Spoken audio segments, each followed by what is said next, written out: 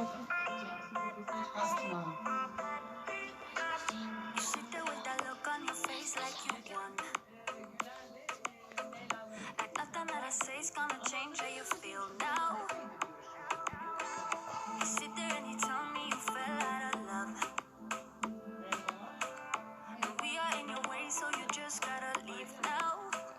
And we just need to understand your reasons. And you are gonna justify this treason. You're telling me the promises that we swore ain't enough. So now you're gonna be another person.